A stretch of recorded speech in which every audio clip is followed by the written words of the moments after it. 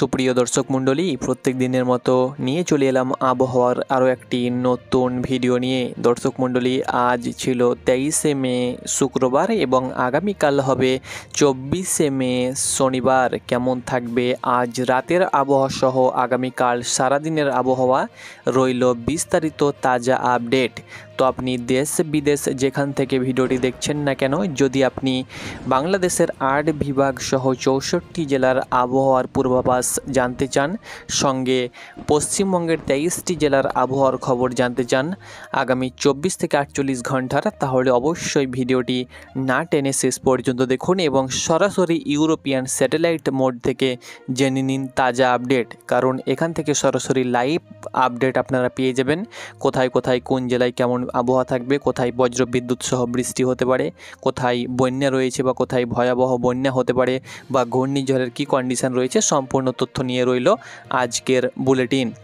দর্শক মণ্ডলী, বঙ্গোপসাগরে একটি ঘূর্ণাবর্ত অবস্থান করছে যেটি ভারী থেকে অতি ভারী বা অতি ভারী থেকে আরও কিন্তু গভীর হচ্ছে দিনের পর দিন। কারণ যে ঘূর্ণাবর্ত অবস্থান করছে সেই ঘূর্ণাবর্তকে আদৌ ঘূর্ণিঝড়ে রূপ নেবে কি নেবে না সেটি বলে দেব। তার সঙ্গে সঙ্গে বাংলাদেশের কয়েকটি জেলাতে কিন্তু বন্যা হওয়ার সম্ভাবনা রয়েছে। কী কারণে বন্যা হতে পারে সেটাও কিন্তু আপনাদেরকে বলে দেব শেষের দিকে। তো প্রত্যেক দিনের যদি আপনি আবহাওয়ার খবরটি জানতে চান তাহলে অবশ্যই আমাদের চ্যানেলটাকে ফলো করে রাখতে পারেন, কারণ আমরা প্রত্যেক দিনের আবহাওয়ার খবর, সঠিক খবর আপনাদের সঙ্গে নিয়ে আসি। ডেলি আপনারা সন্ধ্যের খবর সরাসরি স্যাটেলাইটের মাধ্যমে পেয়ে যাবেন। তো দর্শক মণ্ডলী, সরাসরি আমরা চলে যাব ইউরোপিয়ান স্যাটেলাইট মোডে এবং সেখানে চলে যাব উপগ্রহ চিত্রে। এই মুহূর্তে দুই বাংলার কন্ডিশন আমরা দেখে নেব যে পশ্চিমবঙ্গ সহ বাংলাদেশের কি আবহাওয়া রয়েছে, এই মুহূর্তে মেঘ কোথায় কেমন রয়েছে এক নজরে আপনারা অন স্ক্রিন দেখতে পাচ্ছেন। সরাসরি স্যাটেলাইট থেকে লাইভ খবর, একদম লাইভ টেলিকাস্ট খবর আপনারা আমাদের চ্যানেল থেকে কিন্তু পেয়ে যাচ্ছেন সরাসরি বিনামূল্যে। তো এখানে আপনারা দেখতে পাচ্ছেন দর্শক মণ্ডলী যে পশ্চিমবঙ্গ সহ বাংলাদেশের আবহাওয়া অর্থাৎ আকাশের এখন বর্তমান পরিস্থিতি মোটামুটি রংপুর, রাজশাহী, ময়মনসিংহ এবং সিলেট বিভাগে আংশিক মেঘ আমরা লক্ষ্য করতে পারছি এবং পশ্চিমবঙ্গের মালদা, মুর্শিদাবাদ, তার সঙ্গে সঙ্গে এদিকে বীরভূম, 2 বর্ধমান, তার সঙ্গে সঙ্গে হাওড়া, হুগলি মোটামুটিভাবে মেঘ নেই বলতেই চলে। আকাশ মোটামুটি পরিষ্কার রয়েছে বলতেই চলে। এখানে কিছু আমরা মেঘ লক্ষ্য করতে পারছি। খড়গপুরে কিন্তু আমরা একটু ভারী মেঘ আমরা লক্ষ্য করতে পারছি, কারণ উড়িষ্যাতে জলেশ্বর, বালেশ্বরে উড়িষ্যাতে কিন্তু এই মুহূর্তে বজ্র বিদ্যুৎ সহ বৃষ্টি হচ্ছে। এই কারণে এর পাশাপাশি যেহেতু খড়গপুর পড়ছে, এই জন্য কিন্তু খড়গপুরে আমরা কিন্তু এই মুহূর্তে একটু হলেও মেঘটা ভারী লক্ষ্য করতে পারছি। বাকি মোটামুটি মাঝারি এবং একদম কোনো কোনো জায়গায় মেঘ নেই বলতে চলে, কিছু কিছু জায়গায় মাঝারি এবং কিছু কিছু জায়গায় কিন্তু হালকা বিক্ষিপ্ত কিন্তু মেঘ আমরা লক্ষ্য করতে পারছি। তবে এই মেঘে রাতের দিকে কিন্তু বৃষ্টি হওয়ার সম্ভাবনা অনেকটাই নেই। তবে বৃষ্টি কোথায় হতে পারে সেটা কিন্তু বলে দেব এক নজরে। তো এই মুহূর্তে কোথায় কোথায় বৃষ্টি হয়েছে এক নজরে যদি আমরা লক্ষ্য করি, তাহলে যেহেতু আপনাদেরকে আগেই বললাম যে খড়গপুরে, পশ্চিমবঙ্গের মেদিনীপুর জেলায় খড়গপুর অবস্থিত এবং এর কারণে যেহেতু উড়িষ্যাতে বৃষ্টি হচ্ছে, উড়িষ্যার জলেশ্বর, বালেশ্বরে কিন্তু আমরা এই মুহূর্তে বজ্র বিদ্যুৎ সহ একটা ভারী মেঘ রয়েছে, কিছু কিছু জায়গায় বিক্ষিপ্ত বৃষ্টি হচ্ছে। তো এর জেরে বারুইপাড়ার সঙ্গে সঙ্গে গোপীবল্লভপুর এবং এদিকে বেলেদা, সেই সঙ্গে সঙ্গে খড়গপুরের দক্ষিণে যে বেলিদা রয়েছে এখানে এবং এখানে হালকা মাঝারি এই যে জায়গাটা রয়েছে এখানে একটু বিক্ষিপ্ত, আরামবাগের যেমন জঙ্গলপাড়া, তার সঙ্গে সঙ্গে কানাকুল, তার সঙ্গে সঙ্গে এদিকে জগতাবল্লভপুর, এই সমস্ত জায়গাতে কিন্তু একটু বৃষ্টি আমরা লক্ষ্য করতে পারছি। চন্দননগরে বৃষ্টি দেখতে পাচ্ছি। এদিকে খুলনার এই চত্বরে আমরা কিন্তু একটু হলে বৃষ্টি দেখতে পাচ্ছি, যেমন কেশবপুর, সেই সঙ্গে সঙ্গে গিলতলা, এতে কিন্তু এই মুহূর্তে বৃষ্টি আমরা লক্ষ্য করতে পারছি। বাকি বাংলাদেশের কোথাও সেরকম বৃষ্টি আমরা দেখতে পাচ্ছি না। এদিকে ফিরোজপুরে একটু বৃষ্টি, ঢাকা চত্বরে একটু বৃষ্টি আমরা লক্ষ্য করতে পারছি এবং এখানে একটু হলেও যেমন বালিকান্দি এবং মাগুরাতে কিন্তু একটু আমরা বৃষ্টি লক্ষ্য করতে পারছি। বাকি মোটামুটি বৃষ্টি কোথাও সেরকম নেই।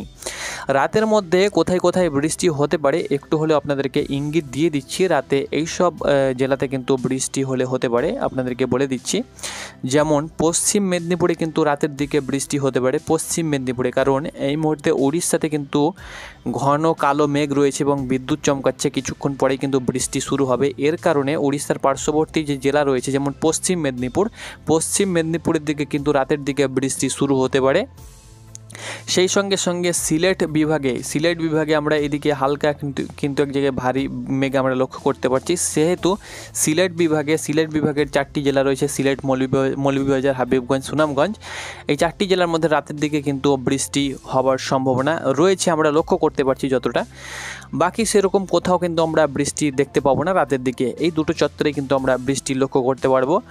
আর এখানে কিন্তু একটা এই যে জায়গা সাতক্ষীরা সহ এই যে জায়গাটা রয়েছে, এইদিকে বনগাঁ, সাতক্ষীরা, শান্তিপুর, কৃষ্ণনগর, তার সঙ্গে সঙ্গে কোচ্চানপুর, এই জায়গাটাতে একটু হলে রাতের দিকে বৃষ্টি হতে পারে, না হতে পারে, সেরকম গ্যারেন্টি কিন্তু নেই। ওকে, তো চলুন আগামী 24 থেকে 48 ঘন্টার ভিতরে কোথায় কেমন বজ্র বিদ্যুৎ সহ দমকা বৃষ্টি হতে পারে। সেই সঙ্গে সঙ্গে টানা কয়েকদিন কিন্তু নিম্নচাপ হবে এবং ভারী বৃষ্টি হবে, সেটা কিন্তু ঘূর্ণাবর্ত যেটা অবস্থান করছে তার জেরে হবে। তো কবে থাকা হবে সেটা কিন্তু বলে দেব।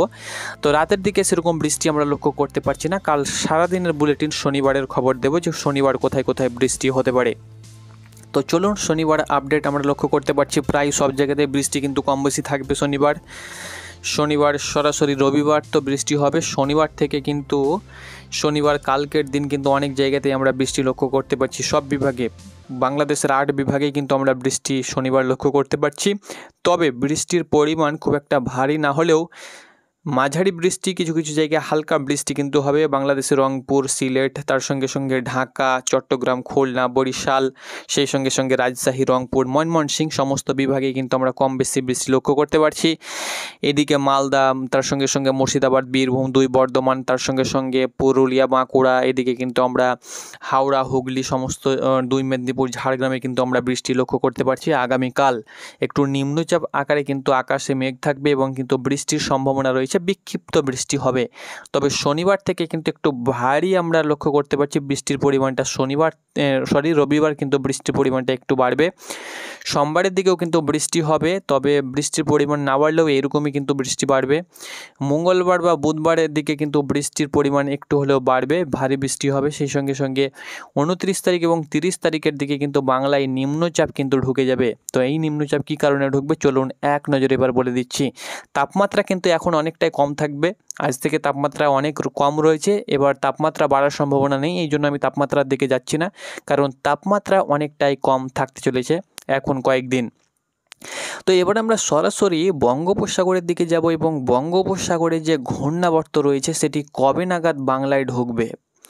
তো দেখুন বঙ্গোপসাগরে যে আমরা ঘূর্ণাবর্ত লক্ষ্য করতে পারছি সেটা কিন্তু 28 তারিখের দিকে কিন্তু প্রায় কাছাকাছি চলে আসবে। 29 তারিখের দিকে কিন্তু বাংলায় ঢুকতে শুরু করবে, অর্থাৎ তার যে জলীয় বাষ্প সেটি কিন্তু আপনারা দেখতে পাচ্ছেন, সরাসরি আপনাদেরকে আমি মার্কিং করে দেখিয়ে দিচ্ছি।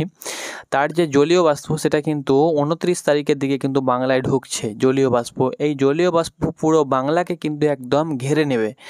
এর কারণে কি হবে, ভারী মেঘ সৃষ্টি হবে, এর জেরে কিন্তু কয়েকদিন নিম্নচাপ আকার সৃষ্টি হবে। তবে এই নিম্নচাপ শুরু হবে 29 তারিখ থেকে, নিম্নচাপ শুরু হবে। 28 তারিখের দিকে সেরকম আমরা নিম্নচাপ দেখতে পাবো না, তবে কিছু কিছু জায়গায় বিক্ষিপ্ত হালকা মাঝারি বৃষ্টি হবে। 29 তারিখ থেকে কিন্তু আমরা বৃষ্টি লক্ষ্য করতে পারবো, নিম্নচাপ আকারে যে বৃষ্টি হবে। তো বঙ্গোপসাগরে যে ঘূর্ণাবর্ত আপনারা দেখতে পাচ্ছেন সরাসরি স্যাটেলাইট মোডে, এই ঘূর্ণাবর্ত অনেক চ্যানেল রয়েছে যারা বলছে যে ঘূর্ণিঝড় হবে, কিন্তু আমরা এখন পর্যন্ত যেটা দেখতে পাচ্ছি সেটা কিন্তু এখনও পর্যন্ত কিন্তু ঘূর্ণিঝড়ের রূপ কিন্তু নেয়নি। সেহেতু এর ঝাপটা কিন্তু রয়েছে 76 কিলোমিটার, 80 কিলোমিটার, 90 কিলোমিটার প্রতি ঘন্টা, কিন্তু এটা ঘূর্ণিঝড়ে কিন্তু রূপ নেবে না, কারণ এটা ঘূর্ণাবর্ত হয়ে নিম্নচাপে রূপ নেবে এবং এর কারণে কিন্তু কয়েকদিন বাংলা জুড়ে নিম্নচাপ থাকবে। তো নিম্নচাপটা শুরু হবে, আপনাদেরকে বলে দিচ্ছি 28 তারিখের দিকে নিম্নচাপটি শুরু হবে এবং এই নিম্নচাপ কদিন চলবে আপনাদেরকে বলে দিচ্ছি। তো দেখতে পাচ্ছেন এই নিম্নচাপ 28 তারিখ শুরু হবে, 29 তারিখ থেকে ভারী নিম্নচাপ হবে, 29 তারিখ, 30 তারিখ, 31 তারিখ পর্যন্ত কিন্তু নিম্নচাপ চলবে 2 বাংলা জুড়ে। সেই সঙ্গে সঙ্গে মেঘে ঢাকা থাকবে 2 বাংলা। রবিবার কিন্তু 1 তারিখের দিকে নিম্নচাপও কিন্তু 1 তারিখ পর্যন্ত চলবে 2 বাংলা জুড়ে। সরাসরি আপনারা দেখতে পাচ্ছেন 1 তারিখও কিন্তু 2 বাংলা জুড়ে নিম্নচাপ, 2 তারিখও কিন্তু নিম্নচাপ আমরা লক্ষ্য করতে পারছি। তবে 2 তারিখের দিকে পশ্চিমবঙ্গের নিম্নচাপটা কেটে যাবে, সেটা কিন্তু ঘুরে 1 তারিখ পর্যন্ত পশ্চিমবঙ্গে নিম্নচাপ অব্যাহত থাকবে। তারপরে কিন্তু নিম্নচাপটি সরাসরি কী হবে, যে সেটা ঘুরে কিন্তু এবার চলে যাচ্ছে নর্থ ইস্টের দিকে। কারণ নিম্নচাপের যে দিকটা, সেটা কিন্তু এখানে সরাসরি ঘূর্ণাবর্তের দিকটা কিন্তু পরিবর্তন হয়ে যাচ্ছে, সেটি কিন্তু মায়ানমারের উপকূলের দিকে চলে যাচ্ছে। এবং এই মায়ানমার উপকূলের দিকে যাওয়ার কারণে যে ঘূর্ণাবর্ত, সেটা কিন্তু বাংলাদেশ হয়ে সেটা কিন্তু মায়ানমারে ঢুকে যাবে। মায়ানমার হয়ে সেটা কিন্তু নর্থ ইস্টের যে সমস্ত জেলাগুলো রয়েছে, রাজ্যগুলো রয়েছে ভারতের, যেমন মণিপুর, আসাম, ত্রিপুরা, মেঘালয়, তার সঙ্গে সঙ্গে অরুণাচল প্রদেশ, এদিকে কিন্তু নিম্নচাপ আকারে কিন্তু বৃষ্টি হবে, কারণ সেদিকে চলে যাচ্ছে। তার কারণে কিন্তু 2 তারিখ থেকে বা 1 তারিখ থেকে কিন্তু পশ্চিমবঙ্গের আকাশ পরিষ্কার হয়ে যাবে, এবং 2 তারিখ থেকে সমগ্র পশ্চিমবঙ্গের আকাশ পরিষ্কার হয়ে যাবে। বাংলাদেশের সিলেট বিভাগ সহ ময়মনসিংহ বিভাগে বৃষ্টি হবে, এবং মঙ্গলবার থেকে কিন্তু মোটামুটিভাবে 2 বাংলাতে কিন্তু আমরা বৃষ্টি আর লক্ষ্য করতে পারছি না, মোটামুটিভাবে আকাশ পরিষ্কার হয়ে যাবে। তো এটাই ছিল দর্শক মণ্ডলী আগামী 24 ঘন্টার আবহাওয়ার পূর্বাভাস। তার সঙ্গে সঙ্গে আপনাদেরকে ঘূর্ণিঝড়ের আপডেটও একটু দিয়ে দিলাম, যে ঘূর্ণিঝড় আদৌ কী হবে কি হবে না তার আপডেট। এবার দর্শক মণ্ডলী আপনাদেরকে বলে দিচ্ছি, বাংলাদেশে কয়েকটি জেলাতে কিন্তু একটা বন্যার সতর্কতা রয়েছে, আমি বলে দিচ্ছি।